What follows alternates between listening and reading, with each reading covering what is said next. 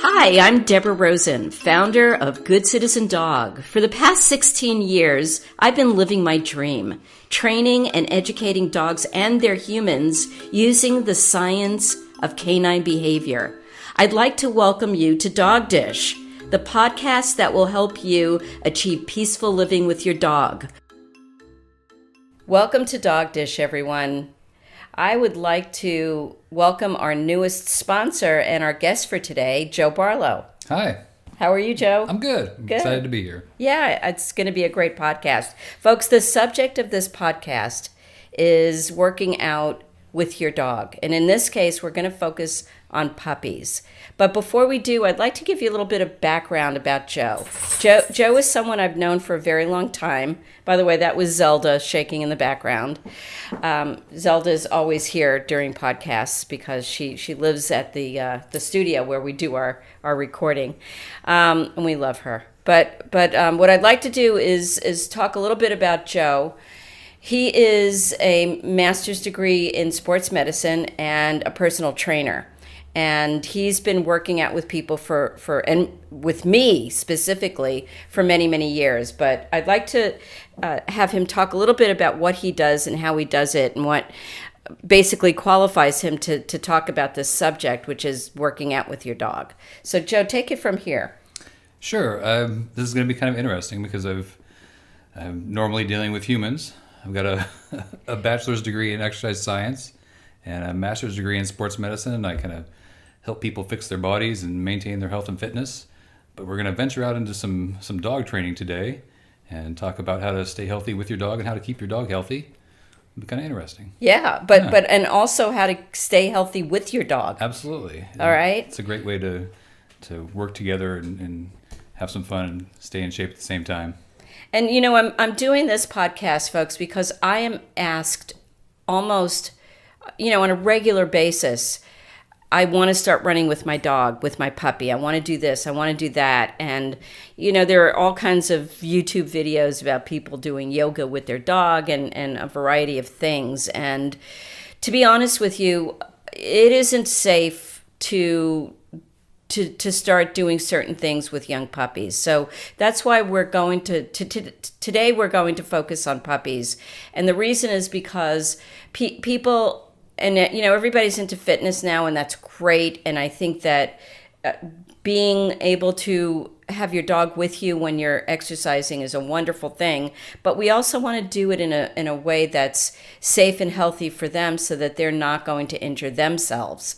Because then it leads to surgeries and all kinds of repetitive injury issues. And we don't want to do that. We don't want to present that kind of problem to folks with young puppies. So what we're going to do is we're going to take a quick break, and when we come back, we're going to get into the actual some actual helpful tips about what to do and how to do it with young puppies. So stay tuned. Dog Dish is sponsored by Porter's Pride, a raw premium pet food with meats and vegetables locally sourced in the Pacific Northwest. Porter's Pride will ensure freedom from allergies, healthy weight loss, an increase in energy, and a reduction in the amount of stool produced. Find out more, check out Porter's Pride at porterspriderawdiet.com. That's porterspriderawdiet.com. Welcome back to Dog Dish, everyone. I'm here with my co-host for today, Joe Barlow. Hello. Hi, Joe. Howdy. How's it going? It's good. I'm glad to be here. Good. We're glad to have you. And Joe is, if you remember from our opening, he is a personal trainer, and he has specialized for the last 22 years in working with people with injuries, people who just want to beef up their personal fitness, and a host of other things. Do you want to talk about that for a sec? Sure. Yeah, I've got kind of a niche here in Tacoma that mainly working with people that have orthopedic injuries or are looking to just basically improve their health and fitness. I've got a master's degree in sports medicine, and I work with a lot of people just to take care of their bodies. Well, and you helped me a lot. And, yeah. I wanted to say that my job's very, very physical. I will on any given day be walking around with anyone from a 20-pound dog to a 120-pound dog. And for me, having core strength, having a strong core will really help me to do my job better. And so it's been really vitally important for me to work with Joe so that I can maintain that fitness. As I entered my 60s, shocking, I know, because I look like I'm just 29, don't I? You're just a puppy. Yeah, right. So, and we also have worked together with Joe came to me for dog training with his wonderful dog Cato, and we did a lot of work with Cato, didn't we? Yeah, you've done a great job with Cato. He's an amazing dog. He really is. He really, really is. And in fact, I had him as a demo dog very often. That's right. And we put him in videos, and that was something that I loved doing. It having Cato on film. He enjoyed being at your classes. It was great. Yeah. It was great. So today we're talking about how to safely exercise with young puppies. And the reason for that is that many people want to get their puppies out and they want to start running. And it's really, honestly, folks, you should really wait until they're about a year old and have fully formed their growth plates before you start running long distances with them without interruption. And one of the things that I asked Joe to talk about and address is how to safely exercise with your puppy. And it's for you, but mostly for the puppy at this point. So, Joe, could you address some things that people can and should be doing? Sure. The main thing that people need to do is just to realize that the puppy, just like a child, you don't want to put too much stress on their joints as the epiphyseal plates, the growth plates are still open and they're in a growing state, because that can cause long-term chronic problems such as arthritis, hip dysplasia, those types of problems, especially in bigger dogs that have a tendency to display those conditions already. You need to be really careful when they're young and they're growing, not to overload their joints too much. Okay. That's great. That's great. So that's a deeper explanation and not even something that I didn't even know fully. So that's very, very helpful. What kinds of things can people safely do, Joe? I think the best thing that you can do with a puppy is to not really get too stressed out over trying to have some type of organized physical activity. Just let them play and pay attention to them. When they want to stop, let them stop. Let them rest. They do a pretty good job themselves of running and scampering and jumping and rolling and wrestling and kind of giving themselves the natural exercise and activity and workout that's good for them. But they also know when it's time to rest. Which is great. And I see that as well when I'm out walking dogs. They tend to stop when they need to take a rest. How about sprinting? Can you do a sprint with a dog? I mean, let's say you wanted to get some exercise, and I have a lot of people, my clients who are in their 20s and 30s, and they're exercise fanatics. They want to get out there and they want to do these things, and now that they have a dog, they really want to include that dog in it. So, sure, and you should. It's a great way to do it. For everybody to have fun exercising with your dog. You can run around and do sprinting and playing games. But I think that with a puppy specifically, that should be approached with a lot of caution and it should be kept very fun and very minimal. Okay. Matter of fact, I would kind of caution people just to avoid doing that. Puppies can definitely run and sprint and jump, but let them do it in kind of a playful mode where you're training the come command or some type of just free play. Okay. And when they want to stop, let them take a nap.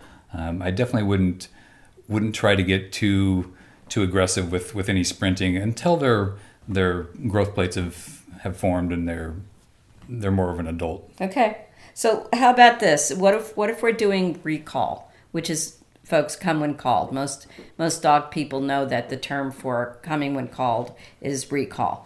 Let's say we wanted to do our own sprint. So we have multiple people. One person holds the puppy while another one sprints to a specific location, and they can incorporate that for example, and then call the puppy to where they've sprinted to, and then keep moving so that everybody's getting a little exercise in. Sure, that's a good way to do it, and as long as you keep it to short little bursts, I don't think you're going to have much problem. I would be really careful with that. Depending on the type of breed that you have, also that's going to play a large factor in how much stress you should put on the joints and on their system. Dogs that are going to grow to be very large, especially if they're growing very fast as puppies, you really want to minimize that type of stress for their joints. Well, I'll tell you one thing. I've been working recently with a few Mastiffs. And that's English a great Mastiffs. example. Yeah. Very big. And there's nothing in the world you're going to do to get that puppy to sprint. Yeah, it's not a sprinting dog. It isn't. No. So we don't have to worry too much about it. And I wouldn't even try, and they'll let you know that's not the type of play, that's not the type of activity that they really want to engage in for long periods of time at all. So, which brings me to another question. I mean, there are various breeds that are just so energetic. I mean, your Australian Shepherd, which by the way is not Australian but American, and Border Collies and hounds of various kinds. I'm thinking Vizsla. Some of the working dogs. They just don't ever stop. Yeah, that's why it's important to know a little bit about your breed and what how big are they going to get, and what is their function in life. Those working dogs are just nonstop energy, and you can push them a little bit more as puppies. Right. You still don't. You want to listen to the dog, and when they say they're done, don't push it beyond that. You hear that, folks? It's really important to not push them. Yeah, I think that's the key with the puppies is let them be in charge of how long their exercise session is going to be, or their activity session. And when they say they're done, they want a little bit of a rest, let them rest. Don't push things until they're more full grown. So let's talk about the other thing, which I think is the most important. Okay. Which builds in some training protocols as well, which is walking. Oh, yeah, absolutely. I mean, folks, you can get out there and walk with dogs. There are going to be some puppies, like one that I recently worked with named Pip, who's a Poolie. I don't know if anyone of you, or many of you rather, know what a Poolie is. It's actually a dog that dreadlocks. It's a herding dog, so it's bred for herding purposes, but she would actually stop and be so overwhelmed that she wouldn't walk. And I actually had to teach her how to move while on leash, which was quite a challenge, but one that I was able to do. In fact, I think there's a video on Facebook, on our Good Citizen Dog in Tacoma Facebook page, of me walking and teaching Pip how to not be so overwhelmed and to actually move while on leash. But there are certain dogs that, the ones that you don't want to overstress by running them too soon, but walking and having a continuous walk there's absolutely no problem and no danger in doing that, right, Joe? No, walking is a much safer activity for pups that are growing, but again, they'll let you know when they're done too.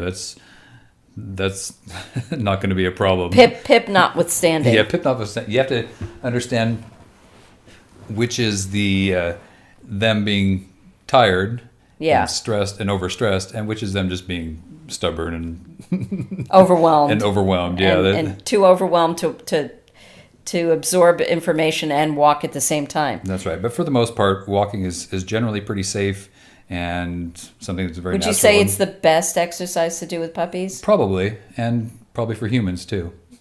Want to say more about that? Sure. That's one of the main reasons that I encourage people to get dogs, is if they're kind of a dog person, having that walking partner someone who's sitting there staring at you going, take me out, take me out, take me out. Yeah. I'm ready to go. Yeah. Every day is a great way for you and your dog to get consistent exercise and just get out and breathe some fresh air and get the blood pumping a little bit. Yeah.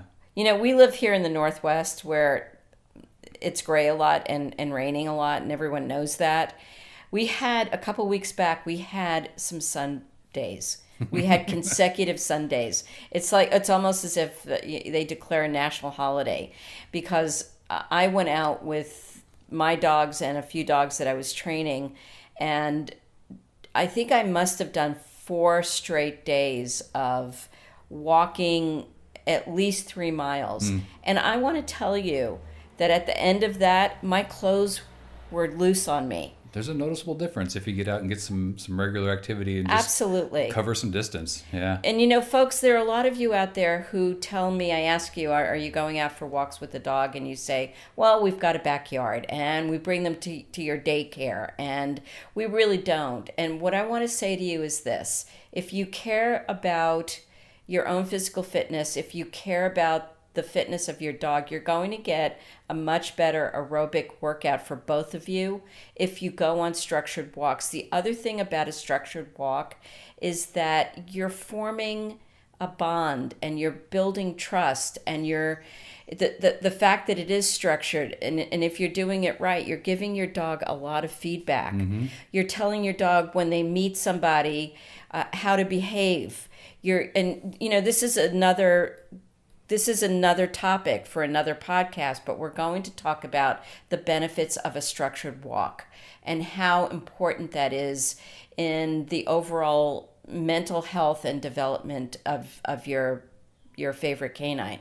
And so, just please think about that when you're thinking about exercising with puppies. Think about keeping things simple and doing as much as you can to go out for multiple walks every day, whether it's raining or snowing or perfectly beautiful sunshiny weather. It doesn't really matter. The dog certainly doesn't care. And you'll notice that regardless of the state of the weather, they get excited when you pull out the leash. And by the way, one thing I want you to think about doing, and this is for everyone and this is every day, you pick up that leash and that dog or puppy should sit down first and be very still, which may be a challenge at first, but if you do it regularly and if you're very disciplined and simply wait for your dog to assume a relaxed sitting position, it will happen more and more and more over time. So is there anything else you want to add to this, Joe, before we close? I'd like to add on to that with my dog Cato, I followed those guidelines as Deborah taught us both, and that has worked out so well. He's so easy to go out and take out for walks. I can take him anywhere, and he's friendly, he's sociable. We start the walk off, and he's in a happy but calm mood, and it just makes life with the dog so much more enjoyable, and those walks become more fun because we're both getting out and we're not getting in fights with other dogs. Everybody's happy. It's much more enjoyable that way to start the walk in a kind of a calm state like that. And Cato went through advanced meet and greet too, didn't he? He went through several of your classes, the advanced meet and greet, absolutely. Which is our reactive dog class. By the way, folks, I think every dog should go through advanced meet and greet. That's our class to teach them how to be non-reactive to the things that they see, whether they're reacting with enthusiasm and excitement or whether they're reacting because of fear. The remedy is the same. And so if anyone is interested, get a hold of us. You can either email me at Deborah, DEBORAH, at goodcitizendog.com, or you can give us a call at 253-752-6878. Here in Tacoma or in the Pierce County or South King County. And in fact, I have people who come in from Seattle and Snohomish and various places all around the area. So get a hold of me if you have a dog that you want to be less reactive, especially on leash. So I think I'm going to close that. Our show for today. I think we've done a pretty thorough job of helping people understand how to safely exercise their puppy. But we're going to have a part 2, and Joe's going to come back, and we are going to talk much more specifically about how to exercise with a fully grown adult dog so that you can both work out together and get a good workout. That's where things start getting more fun. I know. Yeah. That's exciting. So, folks, thank you for tuning in to Dog Dish, and we will be back with part 2. Joe Barlow, thanks for joining us. Dog Dish is proud to welcome as our newest sponsor, Joe Barlow, a former client of Good Citizen Dog who believes everyone's dog should be their co-pilot. Joe has a master's in sports medicine and has been helping clients for more than 22 years. As a personal trainer and sports medicine specialist, Joe has helped clients recover from orthopedic injuries, manage weight, and improve athletic performance. Call Joe at 253-359-0259. Again, that's 253-359-0259 to get 20% off your first set of training appointments. Joe believes everyone deserves to lead a healthy and vibrant life with their dog. You've been listening to Dog Dish. For more information on Dog Dish or for our services, please contact us through our website, www.goodcitizendog.com, or give us a call at 253-752-6878.